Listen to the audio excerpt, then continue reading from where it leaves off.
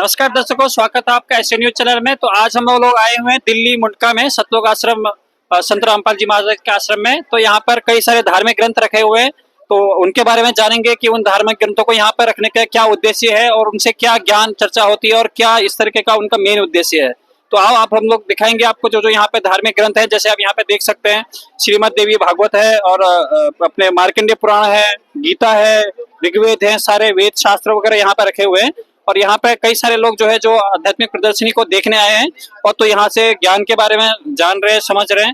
तो यहाँ पे कई सेवादार लोग भी हैं जो उनसे थोड़ा बहुत हम जानना चाहेंगे कि यहाँ पर जो भी धार्मिक ग्रंथ वगैरह रखे हुए हैं, तो यहाँ पे किस तरीके से लोगों को वो उनके बारे में जानकारी दे रहे हैं या लोगों के किस तरीके के सवाल जवाब हो रहे हैं।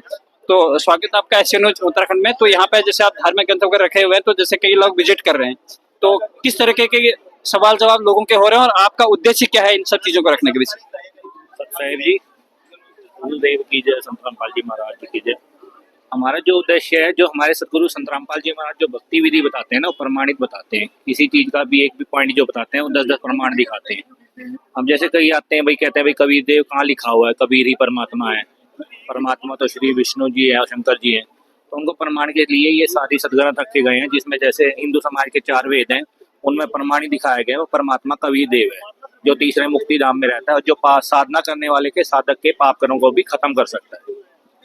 जैसे कई लोगों का ये भी कहना है कि जो भी आप धार्मिक ग्रंथ वगैरह लाते हैं, तो आप लोग एक तरीके से जो भी हिंदू रीति रिवाज है उनके देवताओं को एक तरीके से गलत तरीके से दिखाते हैं। तो इस तरीके के जो सवाल उठाए जाते हैं लोगों की तरफ से, तो उसका क्या जवाब आप देते हैं कि किस तरीके से उनको संतुष्ट करते हैं? क्या उनकी जो शंका समाधान है वो किस तरीके से देते हैं?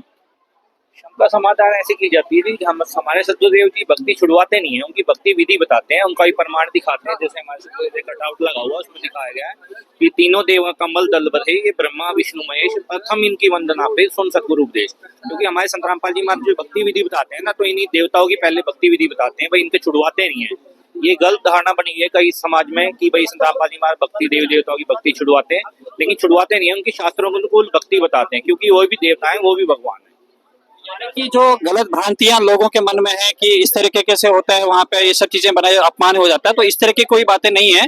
और उसको भी एक तरीके से जितने भी यहाँ पे जैसे ऋग्वेद है, श्रीमद भगवत गीता है, मार्कंडेय पुराण है, गरुड़ पुराण है, पवित्र बाइबल है और ये कुरान शरीफ भी है। तो एक तरीके से यहाँ पे आप देखेंगे तो सारे धार्मिक ग्रंथ आपको दिखेंगे, जिसमें सारा जो भी प्रमाणित ज्ञान है वो जो यहाँ पे सेवादार है उनका कहना है कि हम लोग क्या करते हैं, जो भी धार्मिक ग्रंथ हैं उन्हीं के अनुसार जो है लोगों के जो भी शंका समाधान होती है, जो भी उनकी क्वेरीज होती है, उनका एक तरीके से समाधान उनको बताते हैं। और वो भी यहाँ से जो भी चीजें उनके पहले की धारणाएं होती है उनका एक तरीके से सही जवाब मिलता है। तो दर्शकों, जैसे कि यहाँ पे संत रामपाल जी महाराज के मुख्य उद्देश्य के बारे में यहाँ पे वर्णन किया गया, तो ये हम जो यहाँ पे गाइड सेवादार है उनसे जानेंगे कि जो भी यहाँ पे मुख्य उद्देश्य लिखे गए हैं ये धरातल पे कैसे लोग अपना रहे हैं या क्या परिवर्तन आ रहा है उसके बारे में जानना चाहेंगे। तो जैसे यहाँ पे आप देख रहे होंगे कि जो मुख्य उद्देश्य लिखे हैं विश्व को सद्भक्ति हो, तो ये कैसे क्या उद्देश्य है और इनके क्या समाज में परिवर्तन हो रहे हैं? सत साहेब जी, संत रामपाल जी महाराज जी के मुख्य उद्देश्यों का ये फ्लैक्स लगा हुआ है, आपको एक एक बताएंगे। विश्व को सत भक्ति देकर मोक्ष प्रदान करना। संत रामपाल जी महाराज आज विश्व में एकमात्र संत हैं जो शास्त्र अनुकूल भक्ति कराकर मोक्ष की गारंटी दे रहे हैं। और समाज से पाखंडवाद को खत्म करना। असली पाखंडवाद तो समाज में है, कहीं भी पीपल का वृक्ष दिख गया, लंबी दंडोत, वहां जोत लगाना। कई शास्त्रों में प्रमाण है, कहीं कुछ प्रमाण नहीं है। और यहाँ संत रामपाल जी महाराज सैकड़ों प्रमाण दिखाते हैं शास्त्रों के अनुसार भक्ति करने का, जिससे हमें लाभ होता है। युवाओं में नैतिक और आध्यात्मिक जागृति लाना। आप यहाँ आश्रम में आए हो, यहाँ हजारों लाखों की संख्या में व्यक्ति मिलेंगे आपको। माँ बाप परेशान रहते हैं अपने बच्चों से कि ये उनमें संस्कार डालने के लिए वो अपने माता पिता से उल्टा बोलते हैं, अच्छे से नहीं रहते। और यहाँ आप देखोगे सभी सत्साए भाई, आजे भाई, आजे भाई, मतलब थक जाते हैं इतना। मतलब आज युवा को नशे से दूर करना, आज युवा को संस्कार देना, ये आम बात नहीं है। ये परमात्मा आए हुए, उनके वचन की पावर काम कर रही है ये। वरना आज बहुत दुखी है इंसान अपने बच्चों के संस्कार, जिस प्रकार आज कलयुग का समय आया हुआ है। समाज से दहेज रूपी कुरीति को जड़ से खत्म करना। संत रामपाल जी महाराज जी के जो शिष्य हैं वो ना तो दहेज लेते 1 रुपया भी, ना देते 1 रुपया भी, क्योंकि उन संत रामपाल जी महाराज जी ने बताया कि बेटा ये तो हमारे ऊपर बोझ बन जाएगा, जो लेगा वो अगले जन्म में उसका बैल बन के या कुछ भी पशु बन के वो वापिस चुकता करना पड़ेगा।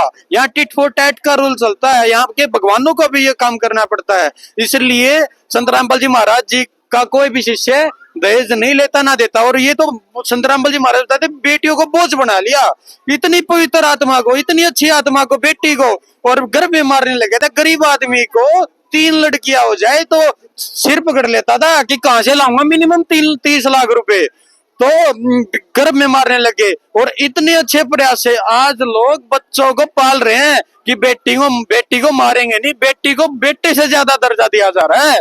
वो ये मुहिम संत रामपाल जी महाराज जी ने शुरू की, जो आज लाखों की संख्या में ये दहेज के खिलाफ शादी हुई है यहाँ पर आश्रम में।